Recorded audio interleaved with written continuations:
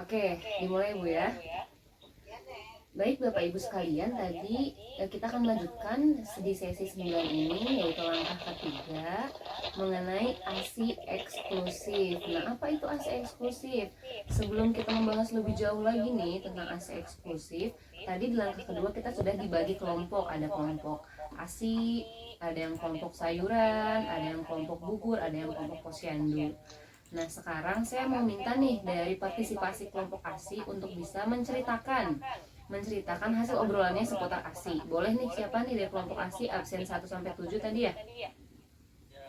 Boleh ke Ibu Novi ya, Ibu Nivo, Ibu Nivolia boleh menceritakan bagaimana hasil obrolannya seputar ASI. Iya, jadi pas ASI dulu. Boleh lanjut Bu. Bu. Benar, maaf sebentar ini terkait dengan ASI waktu itu agak susah keluarnya gitu di awal-awal. Terus alhamdulillah bisa berikan ASI di 6 bulan pertamanya jadi full ASI. Oh, jadi pernah mengalami rada susah gitu ya Bu ya, ASInya keluar dan akhirnya bisa gitu ya Bu ya. Sempat mau nangis-nangis gitu Bu, karena nggak keluar gitu. Perjuangan seorang ibu ya Bu. Iya, sakit juga Bu. Luar biasa. Oke, terima kasih ya Bu atas hasil diskusinya sudah dipaparkan oleh dengan kami semua. Nah, untuk lebih jelasnya nih, untuk mencari jawaban pentingnya ASI eksklusif itu seperti apa, kita sama-sama simak film berikut ini, nanti akan dibantu oleh Ibu untuk menayangkan film 2.1 tentang pentingnya ASI.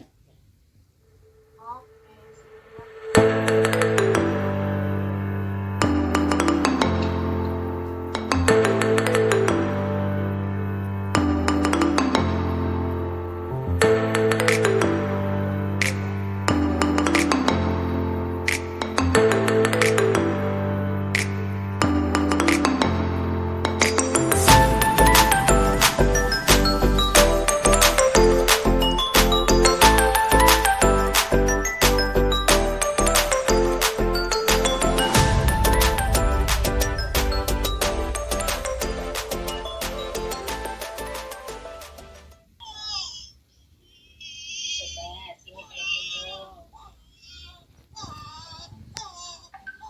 Wih, pinter nah, yuk nggak boleh rewel ya. Ibu, Bapak, bayinya diberi ASI saja ya mulai sekarang sampai 6 bulan ke depan. Ingat, bayi baru lahir itu lambungnya masih sangat kecil Bu. Bayi 1 sampai 2 hari itu masih sebesar kelereng. Setelah 3 hari ukurannya membesar menjadi sekitar bola bekel. Kemudian mencapai 10 hari lambungnya tambah membesar hingga sebesar bola pingpong. Kecil sekali ya. Jadi kalau kayak gitu ASI aja udah cukup. Bayi memang tidak bisa minum banyak, tapi pasti sering minta minum. Semakin sering ASI diberikan, semakin banyak ASI keluar. ASI makanan yang terbaik buat bayi loh Bu. Oh gitu. Jadi kalau dikasih pisang, Kasihan Bu, lambungnya kan masih kecil. tapi katanya badan bayi bisa jadi lebih berisi kalau dikasih pisang. Pisang bisa diberikan Bu, tapi nanti ya nunggu bayi setelah umur 6 bulan sampai pencernaannya baik untuk mencerna makanan. Jadi menyusuinya cuma sampai 6 bulan. Oh jangan Bu, ASI tetap diberikan sampai bayi umur 2 tahun. Itu lebih bagus. Kalau begitu, dulu saya betul dong Bu Bidan.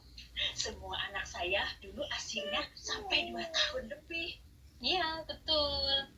ASI diberikan sampai 6 bulan bersamaan dengan makanan pendamping ASI atau MPASI.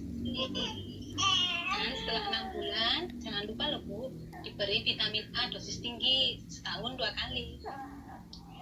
Setahun 2 kali ya. Coba Ibu susui kembali bayinya. Jangan ragu loh Bu, memberikan ASI pagi, siang, dan malam semau bayi. Tapi jika Ibu terpisah sementara dengan bayi, ASI bisa dibelak. Dan pengasuh bisa memberikannya dengan sendok atau gelas kecil. Memangnya ASI bisa disimpan? Oh iya bisa. ASI bisa disimpan di rumah 4-6 jam asal wadahnya tertutup dan bersih. ASI juga bisa disimpan di kulkas loh, biar bisa lebih lama. Nenek, Bapak, juga harus memberikan makanan yang bergizi buat ibunya agar ASINYA bagus. Siap, Bu. Iya, lihat bayinya sudah tenang mendapatkan ASI dari ibunya. Jadi nggak perlu beli susu formula, madu atau pisang. Iya, asik gratis.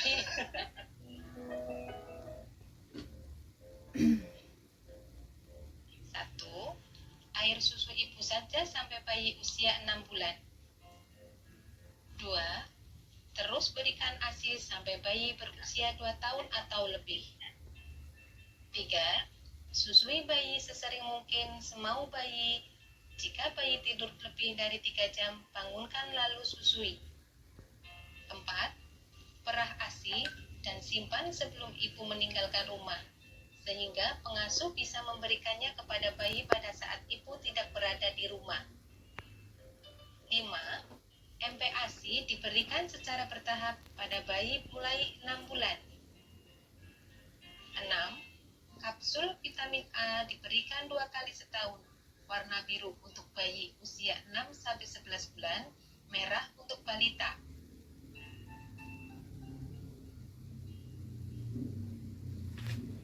Ya, itu dia tadi film mengenai tentang pentingnya ASI. Nah, setelah kita tadi menyaksikan film, ada beberapa pertanyaan yang ingin saya ajukan kepada ibu-ibu sekalian. Yang pertama, apa artinya memberikan ASI saja untuk bayi? Ada yang mau menjawab siapa? Atau mau saya langsung sebutkan namanya? Saya Bu Astri. Boleh Bu, silahkan. Karena menurut saya ASI itu adalah makanan paling baik untuk bayi. Karena selain itu juga kan si bayi lambungnya masih kecil, jadi belum bisa mencerna makanan apapun selain ASI, Bu Astri. Oh ya, terima kasih.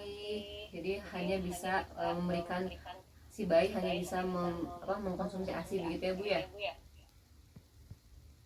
Oke. Nah, yang kedua, mengapa bayi hanya perlu diberi ASI hingga usia 6 bulan? Diberi ASI saja sampai usia 6 bulan. Kenapa tuh Bu?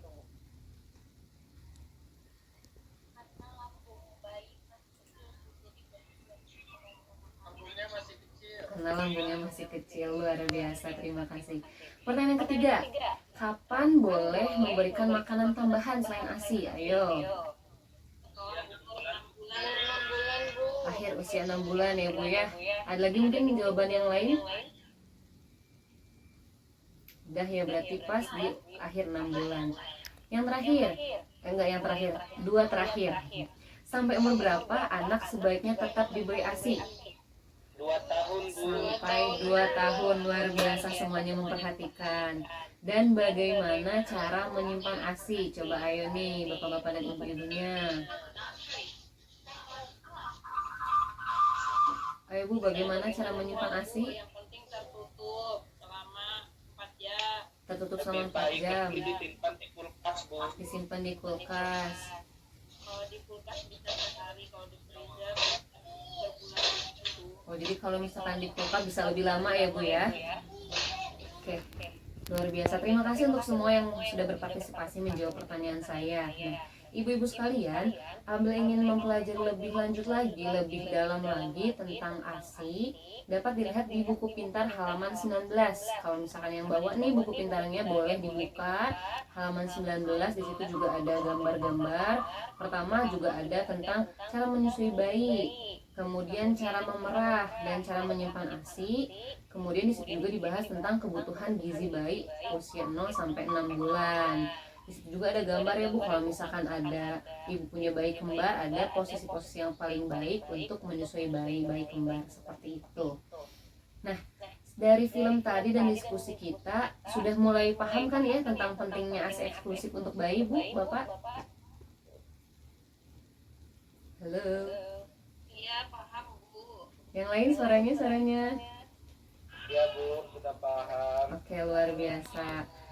Nah, ibu-ibu yang dulu pernah menghadapi atau sedang menghadapi masalah dalam menyusui bayi atau memberikan ASI pada bayi, gimana nih sekarang sudah bisa mengatasinya atau belum nih? Atau masih bingung gimana nih caranya mengatasi? Kayak tadi Bu Nivolia kan awalnya susah banget mengeluarkan ASI. Nah, sekarang setelah kita nonton film, setelah kita diskusi, apakah sudah mulai bisa teratasi permasalahannya? Halo. Sudah? Wah, luar biasa sedikit. Alhamdulillah. Alhamdulillah ya kalau misalkan sudah bisa mengatasi permasalahan ibu-ibu semua, berarti pertemuan ini sangat bermanfaat ya Bu ya, menambah pengetahuan, menyadarkan ternyata selama ini ada beberapa hal yang kita alami dan kita mungkin belum tahu seperti itu. Nah, menutup langkah ketiga tentang ASI eksklusif ini, saya akan menyampaikan hal-hal penting tentang ASI di flipchart 2.1. Nah, di flipchart itu kita bisa lihat ya Bu ya, pesan-pesan pentingnya yang pertama, ASI saja sampai 6 bulan ya Bu ya, hanya berikan ASI kepada bayi usia 0 sampai 6 bulan. Nah yang kedua, terus berikan ASI. Oh, yang kresek-kresek bukan dari saya nih sepertinya Pak. Sudah. Oke, masih kresek-kresek nggak? Jelas Bu. Oke, saya lanjut ya. Di flipchart 2.1 yang pertama tadi ASI saja sampai 6 bulan ya Pak, ibu-ibu sekalian, khususnya ibu-ibu ini. Yang kedua, terus berikan ASI sampai bayi usia 2 tahun. Kemudian yang ketiga, susui bayi sesering mungkin semau bayi. Dan yang terakhir, perah ASI agar bisa disimpan dan diberikan kepada bayi saat ibu pergi. Misal kalau misalkan hari Minggu ibu harus pergi ke pasar karena stok di rumah habis, terus suaminya juga mumpung lagi libur, gantian jaga bayi, ibu bisa pergi ke pasar. Nah ketika bayinya merengek minta susu bisa dikasih karena ibu sudah memerah dan menyimpan ASI. Seperti itu materi di langkah ketiga mengenai pentingnya ASI eksklusif. Bagaimana, apakah sudah bisa mendapatkan informasi baru ibu-ibu? Sudah Bu. Oke, terima kasih atas perhatiannya. Saya akhiri di langkah ketiga ini. Kasih.